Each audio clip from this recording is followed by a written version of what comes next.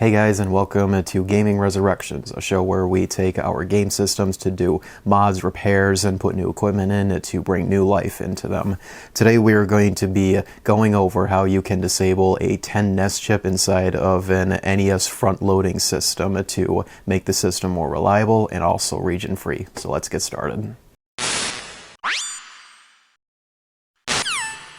So the 10 nest chip in an NES, if you're unaware, it is something that only exists in North American front-loading systems like you see right here. This is not in any of the European systems or in the Japanese equivalent of the NES, the Famicom. This was only a thing that was in these types of systems here in North America. Basically, it's a security lockout chip that it's a way to like prevent you from like running pirated games, because a way that Nintendo handled the NES back then to prevent another game crash from happening back then, they had to make sure like there was quality control for video games coming out on the system.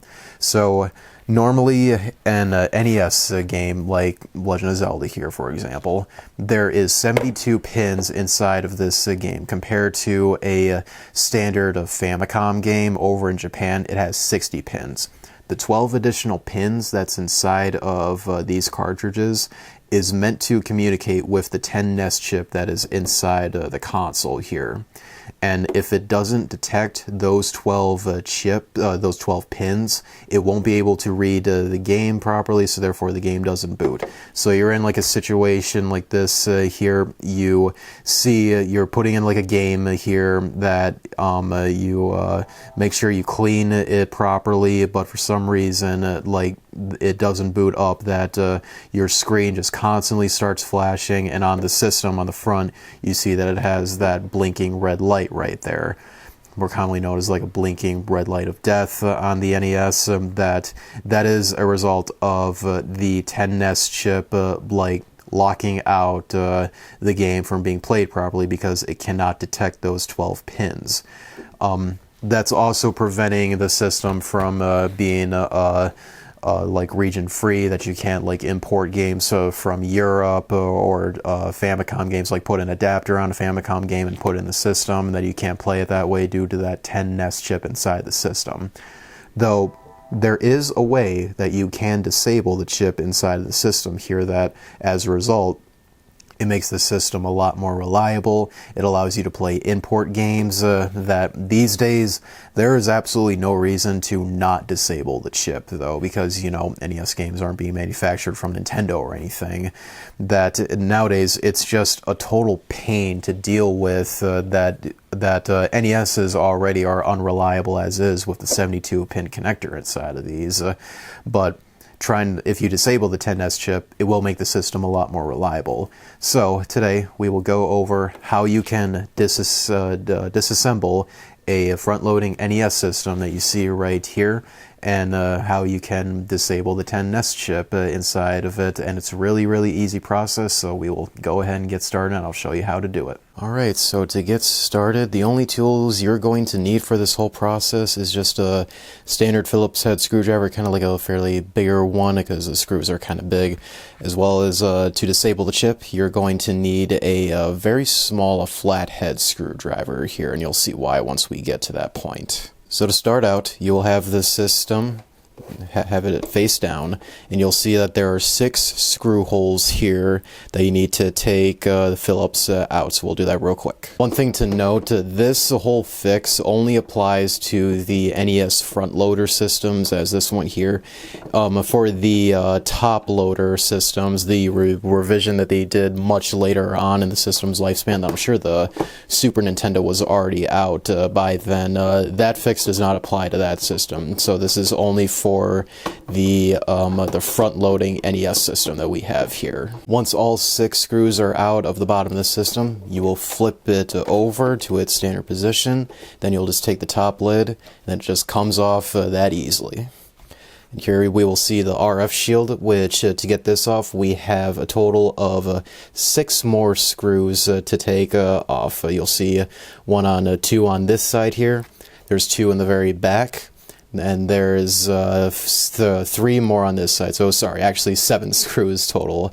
3 right here, 2 in the back, and 2 on the sides right here. One thing that's nice about the screws inside the system, they are the same exact size as the ones that of the 6 that you took out on the very bottom of the system.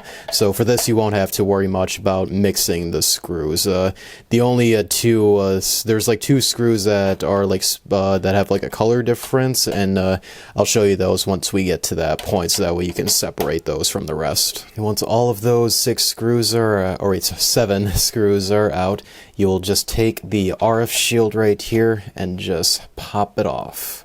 It can take a little bit of tug to get it off. It mainly gets stuck in this one metal piece right here, but just tug it around a little bit, then you can get it out.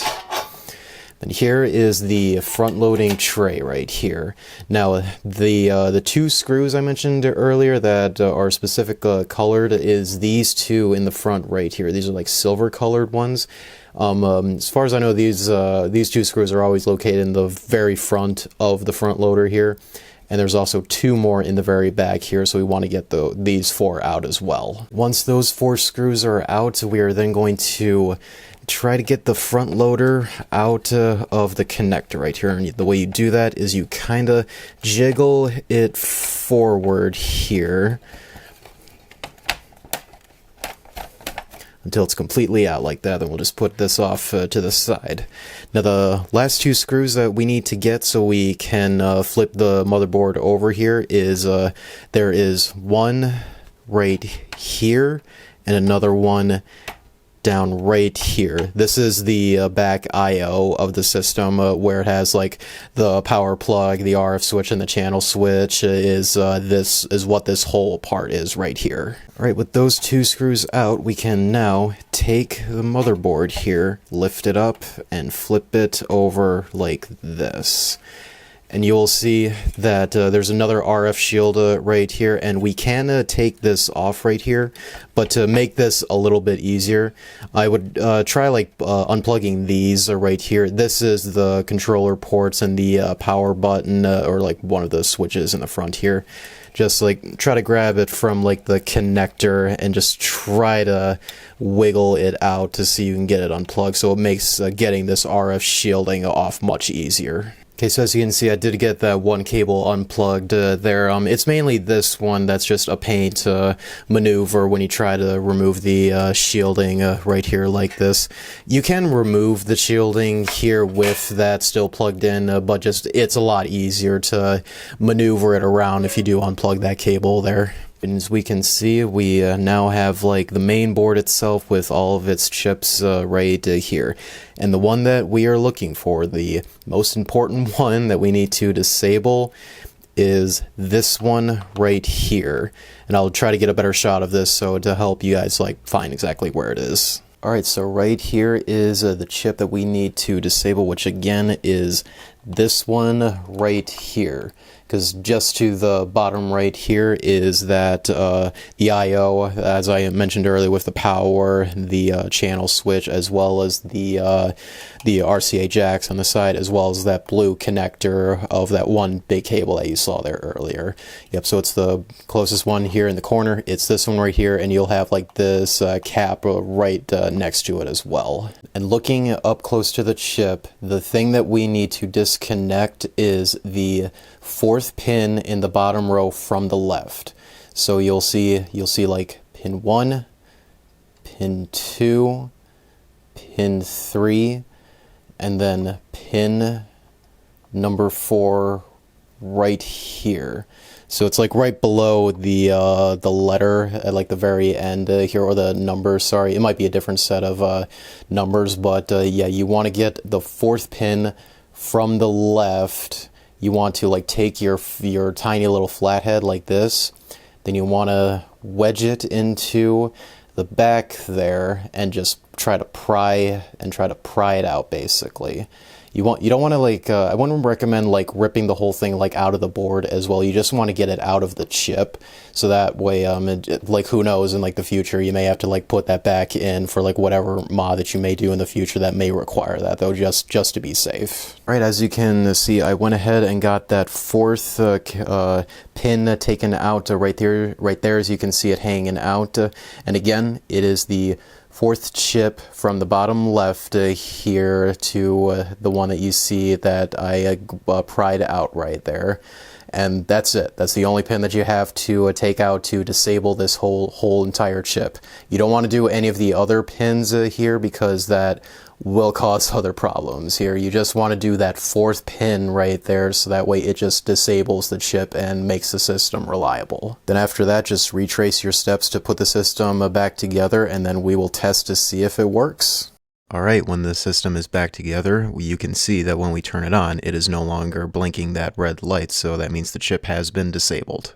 So we can go ahead and put a game in the system, and in my case, I will use the original Legend of Zelda, which, fun fact, is the same copy that my grandmother had back then, so plenty of memories with this game here. And as you can see, the game properly starts up. We got no blinking screens or anything like that. It was all on the first try there, as you saw. Now, of note, before you put any game into the system, do make sure that the game itself, where the pins are completely cleaned, because you don't want to have a game with dirty pins getting all that stuff like inside of the 72 pin connector where the game itself is being inserted into, because that will cause, like, you know, the game to not turn on possibly, but you're also getting all that dirt into the 72 pin connector, which will cause like other games to not boot up possibly. I've already uploaded a video showing you guys how to take apart game cartridges and how to properly clean them. So yeah, again, make sure you do clean your games before you put them into your system to guarantee that you're not going to cause any issues for the system in the future. Now, if you've done this whole process and you've also cleaned all of your games and the games themselves are still not starting up correctly, then that means your 72 pin connector is probably having problems as well. Because a thing to keep in mind with NES front loader systems, Nintendo did not design the 72 pin connector very well at all, that the pins inside of that connector just bend pretty easily, like mainly if you leave the games inside of there like lowered down over time, that causes the pins to bend. So for that, you may have to replace your 72 pin connector, which I will also show you guys how to do that in my next video. With all that said, that is how you disable the 10 NES chip inside of the console, because again, this does make the system more reliable and also makes it region-free, so you can import any European games or any Famicom games. As long as you have an adapter to use Famicom games on it, you can play them all on your North American system. Hope this video was helpful for you guys. If there's any suggestions you want to see on Gaming Resurrections, do sound it off in the comments below. And if you do want to see more content like this, do subscribe for more in the future. Until then, I will see you guys next time.